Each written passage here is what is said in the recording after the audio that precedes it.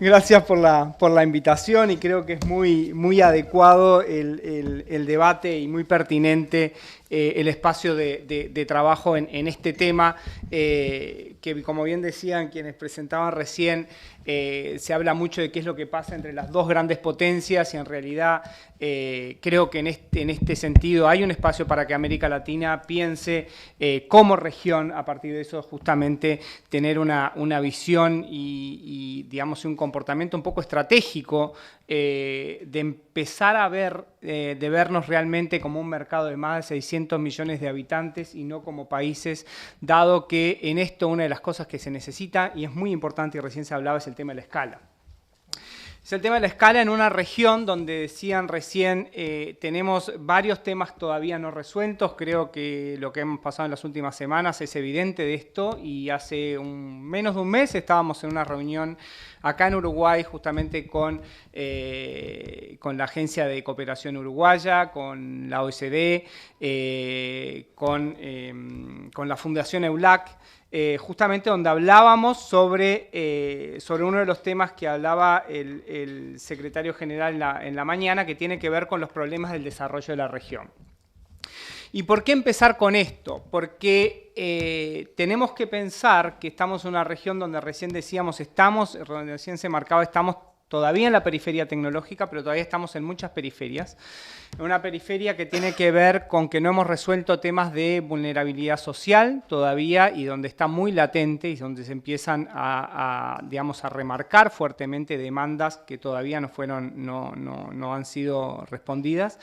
Donde tenemos grandes problemas de productividad. Recién en la mañana Sebastián, mi tocayo de CEPAL, hablaba justamente sobre un periodo de bonanza de los commodities, donde no se logró aprovechar este periodo para hacer una de las cosas que CEPAL ha insistido mucho, que tiene que ver con este cambio estructural. Con este cambio estructural no porque a CEPAL se le ocurre que es importante ir hacia determinados sectores, no estamos hablando de sectores, digamos, de hierro, sino que estamos hablando de sectores demandantes de conocimiento, sectores que tienen encadenamientos con otros sectores, porque son sectores que normalmente lo que hacen redistribuyen y, digamos, incentivan lo que es la formación, la generación de conocimiento y el pago en torno justamente de salarios y digamos, que permite, si uno tiene, digamos, estructuras educativas que permiten dar un gran, digamos, acceso a los sistemas educativos de la formación, permiten un tipo de formación y de redistribución. Y por eso es que es muy vinculado, digamos, la posibilidad que uno tiene de mejoras de productividad con cambios estructurales, con mejoras en salarios, mejoras en empleos y al mismo tiempo resolver problemas de vulnerabilidad social. Una región donde todavía tenemos y vamos a tener seguramente en breve grandes problemas de cambio climático con el tema de la sustentabilidad ambiental. Si bien no somos grandes generadores de emisiones de CO2, sí vamos a ser, digamos, grandes perjudicados, digamos, en este proceso, digamos, del cambio climático. Y donde, por último, otro de los elementos que todavía no hemos resuelto y que es evidente, si bien se señalaba recién sobre la situación de la región, creo que un elemento bien importante tiene que ver con las instituciones que tenemos y la necesidad del cambio institucional que necesitan abordar nuestros países. Y en este sentido, tenemos justamente otros grandes temas, aparte de los grandes temas regionales, tenemos grandes temas globales, como justamente son el tema del cambio climático, como puede ser digamos, el cambio geopolítico, donde uno muchas veces se encuentra como entrampado digamos, como un poco de ver cómo responder a qué es lo que pasa a nivel global.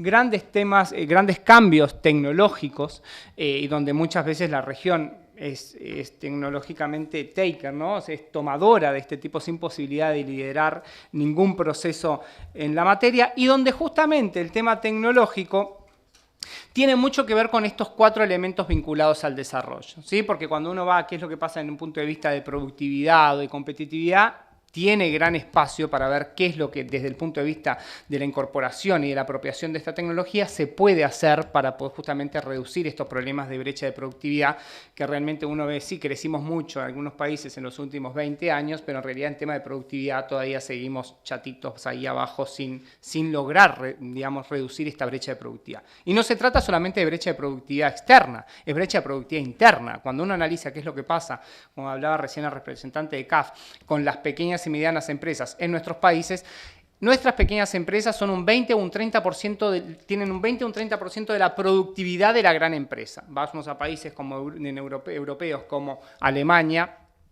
como en Italia, como Corea, donde la productividad de la pequeña empresa es el 80% de la gran empresa. Por lo tanto, la relación y el espacio de cooperación, de insertarse, no solamente en cadenas globales, sino en cadenas nacionales o en cadenas regionales de valor, es mucho más amplia, hay mucho más espacio en estas regiones o en estos países que en los países de la región.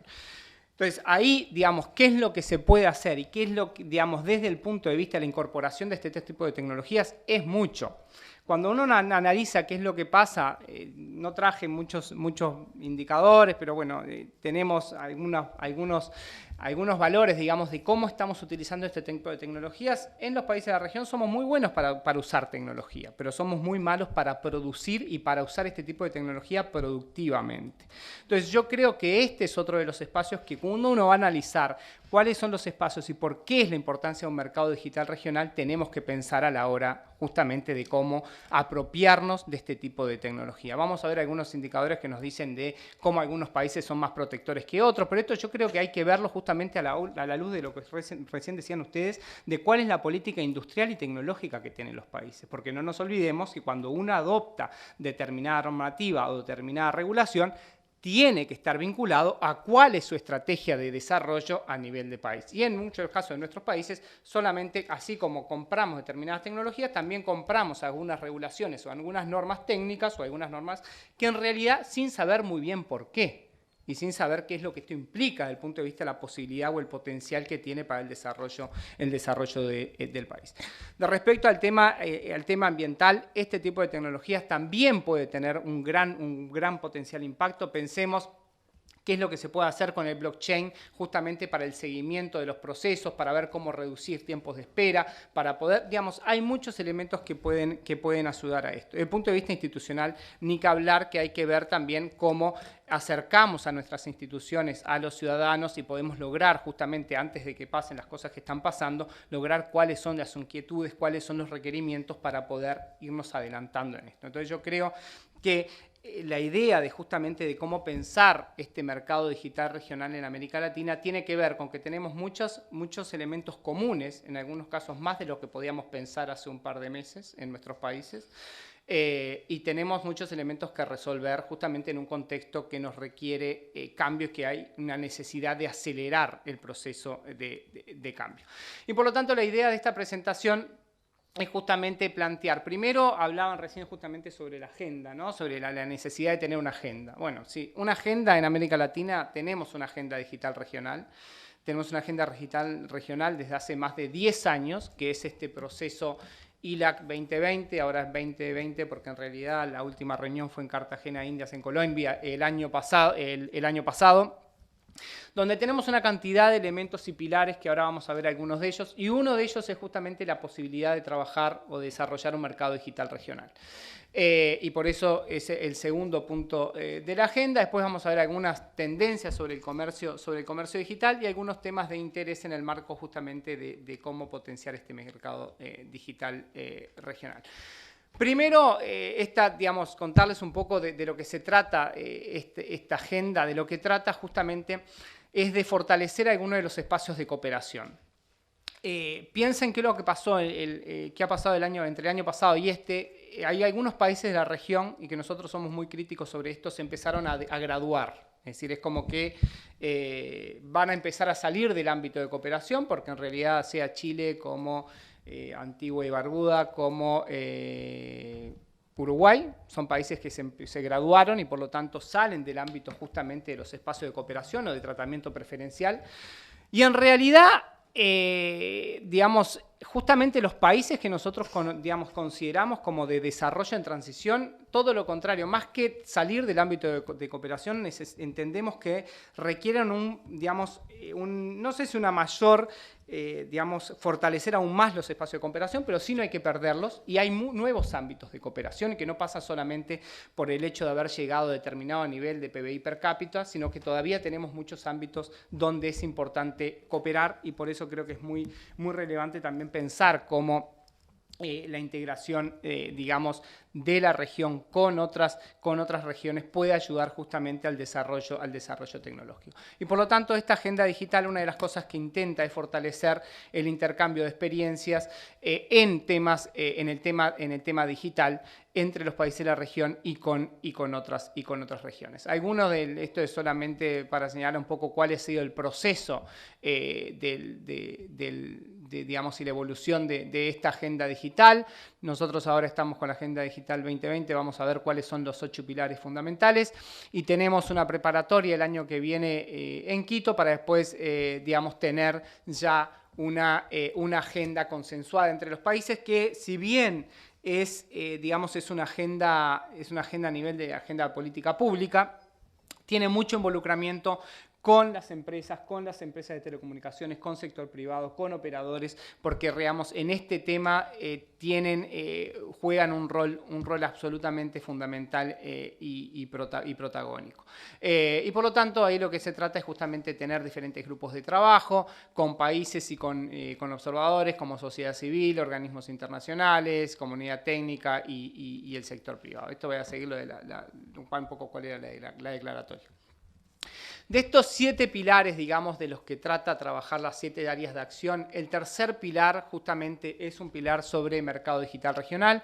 La idea de trabajar sobre este ámbito surgió en el 2015 en la reunión de México, y hemos venido trabajando en estos últimos años, donde uno esperaría que, si bien tenemos esta agenda muy a nivel regional, uno esperaría que a nivel de diferentes subregiones, dígase de Mercosur, de la Alianza del Pacífico, esto empieza a tratar de hacer un poco más operativo. Y en esto es lo que han, digamos, estado algunos de los grupos de trabajo de estos 2 espacios subregionales. ¿Por qué es relevante la importancia del mercado digital regional? Fíjense que esto solamente lo que muestra es cómo han avanzado en los últimos 15 años, 20 años, la dinámica de lo que son las exportaciones de bienes, inversión extranjera directa, las exportaciones de servicios y otros flujos financieros, y eso comparado con el ancho de banda internacional. ¿Por qué el ancho de banda internacional es importante? Porque tiene que ver justamente con lo que recién señalaba de la relevancia de los datos y de la información. Y en este sentido uno ve que, si bien los flujos de bienes, digamos, o las exportaciones son mucho más volátiles, o en los últimos años han tendido a reducirse, bien señalaba Sebastián, qué es lo que ha pasado con las exportaciones en valor, y el comercio ha dejado de ser un poco digamos, quien tire del carro el crecimiento de los países de la región. Parecería ser que en realidad lo nuevo va a ser justamente los datos y el valor que tengan los datos justamente para potenciar nuevos espacios de comercio y de crecimiento. Ahí lo que mostramos es el comercio digital, que justamente se ha vuelto un elemento cada vez más importante, tanto a nivel, como veíamos, digamos, mundial, pero también fíjense qué es lo que pasa a nivel regional de América Latina y el Caribe. Y ahí lo que tenemos las exportaciones de bienes en verdes, y qué es lo que pasa con el comercio digital. Esto es en índice, no es que sea mayor el comercio digital que el comercio de bienes, pero sí, digamos, tiene un comportamiento bastante más dinámico. Ahora, ¿qué es lo que pasa? Esto no se trata solamente de pensar, digamos, qué es lo que pasa o qué es lo que se puede hacer desde el punto de vista del comercio electrónico, sino que hay que entender cuál es nuestro ecosistema digital para poder, digamos, impulsar el comercio y, digamos, generar valor en torno al desarrollo tecnológico y digital.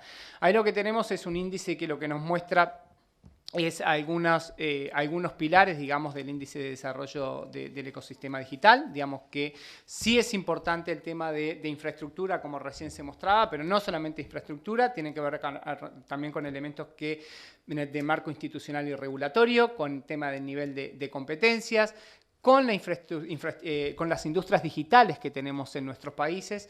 Los factores de producción, que es uno de los elementos donde uno encuentra mayores brechas. Fíjense en el diagrama que tenemos a los países del OECD y los países de América Latina. De factores de producción y la digitalización de la producción son dos de los elementos donde uno encuentra mayor diferencia respecto a países desarrollados. Entonces, es importante el desarrollo de la infraestructura, pero también tenemos que pensar que si queremos este tipo de tecnología que justamente no genera algunas de las disrupciones que se hablaba, que sea un tipo de tecnología que sea incluyente, que permita generar valor agregado, que permita creación de nuevas empresas, que permita pagar mayores salarios, que permita inclusión, justamente tenemos que pensar que esto no es, digamos, el desarrollo de un elemento en particular, sino que tenemos que ver cómo desarrollamos todo este ecosistema para no justamente potenciar esta disrupción que tiene este tipo de tecnología. No hemos hablado de qué es lo que va a pasar con el mercado del trabajo y las próximas habilidades del futuro, cómo estamos preparados o no estamos preparados, no están preparados o no nuestros países para poder responder a esto. Entonces, esto yo creo que es uno de los elementos que, si bien sí es muy lindo el tema digital, la tecnología, lo que sea, pensemos que esto también puede generar digamos, darle benzina al fuego, digamos, nafta, digamos, apagar el fuego con nafta, como se podría decir acá, porque obviamente empiezan a surgir, digamos, demanda de nuevas visibilidades y otras que ya no se van a requerir. Y cuánto estamos o no preparados para responder a esto. Entonces, digamos, para poder ver justamente en toda su dimensión el potencial impacto de este tipo de tecnologías son algunos de los elementos que hay que tener en cuenta. ¿Qué es lo que encontramos respecto a la adopción de tecnologías de información y comunicaciones en América Latina y en Asia del Pacífico? Ahí lo que graficamos es un índice justamente de desarrollo de este tipo de tecnología que lo desarrolla la UIT, donde encontramos en verde tenemos algunos países de Asia del Pacífico, después en azul tenemos otros países y los países incluso de América Latina, y por lo tanto sí lo que encontramos es, digamos, si bien hay diferencias, porque hay diferencias, no podemos decir que no, las diferencias no parecen ser tan marcadas respecto al índice de desarrollo de este tipo de tecnología. Ahora, ¿por qué? Porque muchas veces este índice de desarrollo se concentra sobre todo en lo que es infraestructura y no tanto en la adopción o en la generación de valor respecto a este tipo de tecnología. Ahora, ¿qué es lo que pasa con respecto al crecimiento del comercio, comercio electrónico interno y transfronterizo? Es un dato muy impresionante que según algunas estimaciones el comercio electrónico mundial de business to consumer en los últimos años ha aumentado un 31% anual y se espera que siga aumentando a ese ritmo, digamos, en los próximos años. Entonces, es cierto que es importante potenciar los espacios comerciales y, digamos, y los bienes y servicios que producimos y comerciamos hasta ahora. Pero si queremos justamente avanzar a eso, una de las cosas que no podemos descuidar es qué es lo que hacemos con el tema del comercio electrónico y cómo potenciamos desde la región, digamos, una mayor inserción de nuestras empresas justamente a través del comercio electrónico. ¿Por qué? Porque si bien recién hablaban del tema, el representante de CAF hablaba sobre el tema de las MIPYMES. Piensen cómo para una MIPYME puede ser más difícil poder competir cuando uno se encuentra con una cantidad de productos que le entran de afuera a través de una plataforma global. O sea, es justamente si no logramos desarrollar nuestras capacidades para poder insertar nuestros productos y nuestros servicios a través de plataformas digitales en otras regiones, digamos, esto puede llegar a ser un problema incluso adicional. Porque desde el punto de vista del consumidor, es verdad que el consumidor se beneficia, es decir, tiene mucho mayor acceso. Las plataformas electrónicas nos han permitido tener mucho mayor acceso a una cantidad de bienes y servicios que antes no las teníamos. Pero desde el punto de vista productivo, digamos, para nuestras pequeñas y medianas empresas, es un elemento adicional. Es decir, si yo producía tornillos y antes tenía un mercado relativamente cerrado, ahora digamos, lo puedo tener en 20, 15 días en la puerta de mi casa, obviamente, digamos, desde el punto de vista de la competencia con la que se enfrentan es mucho mayor. Y por lo tanto, esto no quiere decir que la respuesta es cerrar las economías, sino que hay que ver cómo justamente utilizar las mismas herramientas para ver cómo podemos potenciar nuestra industria. Y por otro lado tenemos que justamente lo que parecería ser es que va aumentando justamente el peso del comercio transfronterizo en los últimos años. Y obviamente el comercio transfronterizo se concentra en pocas regiones y pocos países, pero no llama la atención, digamos, que la distribución, cuando uno va a la distribución geográfica, fíjense, América Latina es el 1%, lo que llama la atención es si compara ese 1% de América Latina, ok, 2 minutos, ese 1% de América Latina con el porcentaje de América Latina o en el comercio o en el PBI. Y ahí es donde vemos la diferencia, donde realmente deberíamos tener en consideración cómo hacemos para impulsar este comercio electrónico.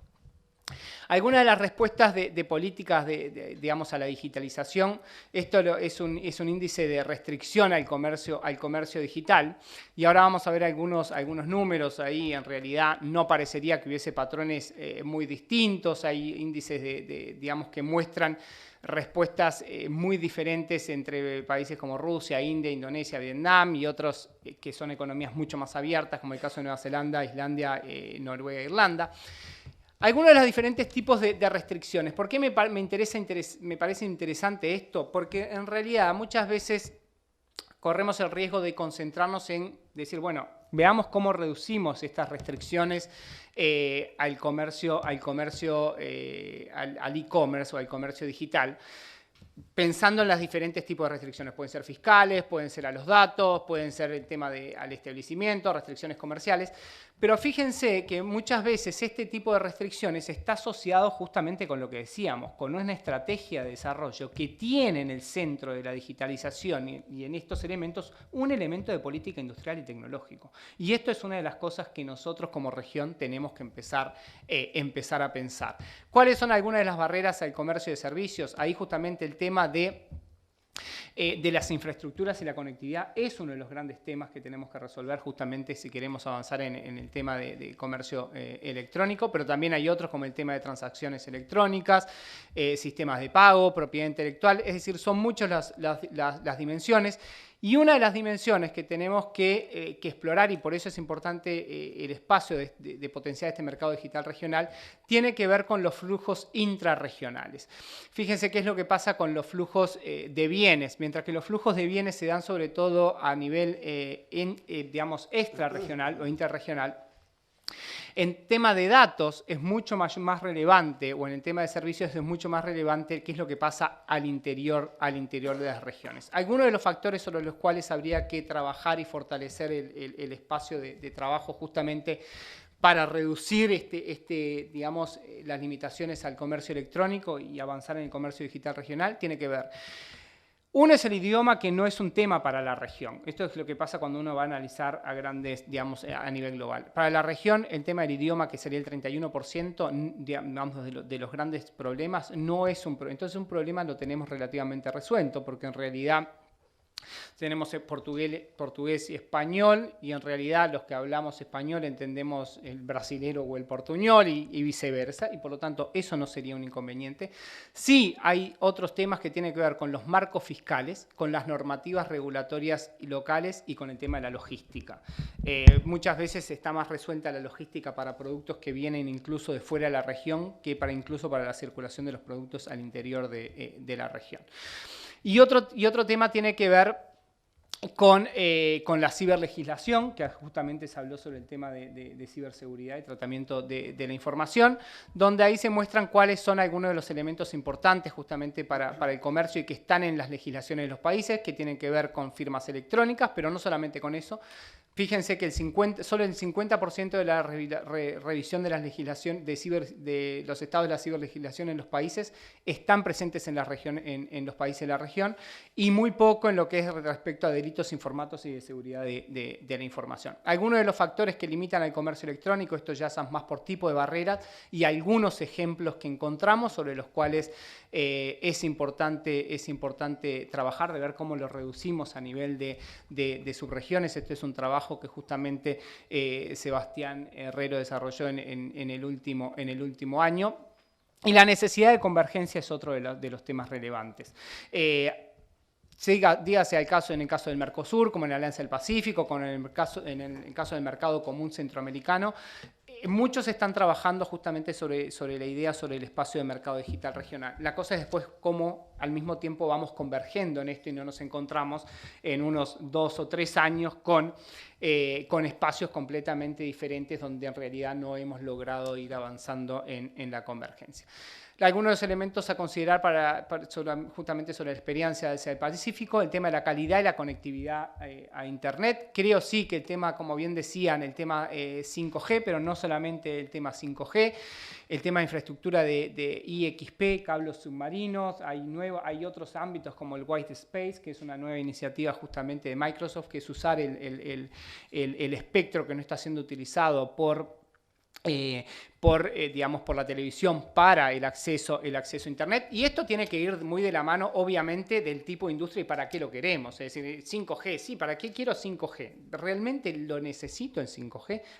¿Cuál es mi estrategia de desarrollo de la industria y de la incorporación y el uso de este tipo de tecnología, no solamente en la industria, en la educación, en salud y lo que sea, que me hace requerir determinado tiempo de tecnología, y pensar en esto en unos 10 o 15 años? No podemos pensar de esto en uno o dos. El tema del sistema de pagos en línea, seguro y confiable y asequible, importante para el desarrollo justamente del comercio digital, y las medidas de facilitación del comercio, la mejora justamente de los servicios postales. Y esto tiene que ver justamente con estos temas de interés para el mercado digital regional en la región, que uno tiene que ver con desarrollo de banda ancha, IXP y cables submarinos, infraestructura resiliente. Sobre todo, ¿por qué? Porque en muchos países de la región todavía tenemos gran porcentaje de la población que vive en zonas muy alejadas, con muy poco acceso a este tipo de tecnología.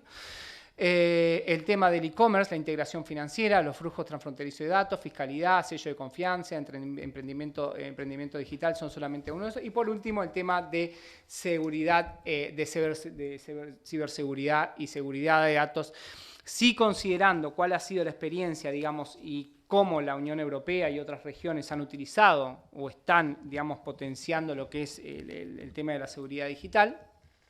Pero sí, en ese caso creo que hay un espacio justamente para que la región desarrolle cuál es su propia reglamentación y normativa justamente sobre el tema de seguridad de datos. Muchas gracias.